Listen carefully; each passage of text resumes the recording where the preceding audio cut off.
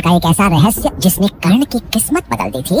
आपको याद होगा वो प्रसंग जब भगवान परशुराम कर्ण को दिव्य अस्त्र विद्या सिखा रहे थे। दिन भर की कठिन साधना के बाद परशुराम थक गए और उन्होंने कर्ण की गोद में सिर रखकर विश्राम करना शुरू कर दिया। लेकिन तभी एक अजीब और खतरनाक कीड़ा चुपचाप आया और कर्ण की जांघ में इतनी जोर से काटा कि दर्द बिजली की तरह शरीर में दौड़ गया। कर्ण का शरीर कांप उठा, जांघ से खून बहने लगा, लेकिन कर्ण ने एक पल के लिए भी अपने शरीर को हिलने नहीं दिया। क्यों? क्योंकि अगर वो जरा सा भी हिलते तो गुरु परशुराम की नींद टूट जाती और कर्ण ये सहन नहीं कर सकते थे। वो दर्द सहते रहे, खून बहता रहा, पर कर्ण पत्थर की तरह स्थिर बैठे रहे। लेकिन खून की गर्मी और नमी से गुरु परशुराम का सिर भीग गया और उनकी नींद खुल गई। परशुराम ने आंखें खोलते ही पूछा, ये क्या हो रहा है? कर्ण ने विनम्र होकर कहा, गुरुदेव, एक कीड़े ने मुझे काट लिया था, लेकिन मैं हिला नहीं। कहीं आपकी नींद भंग न हो जाए। इतना सुनते ही परशुराम की नजर उस कीड़े पर पड़ी और बस अगले ही पल वो कीड़ा कांपने लगा और देखते देखते वो कीड़ा एक भयानक राक्षस के रूप में बदल गया। परशुराम चौंक गए और गरज कर बोले, तू कौन है और मेरे शिष्य को क्यों काटा? राक्षस हाथ जोड़कर बोला, भगवान, मैं बहुत प्राचीन काल का अपराधी हूँ। सतयुग के समय में 10 नामक नाम का राक्षस था। मैं महर्षि भृंगु की पत्नी पर मोहित हो गया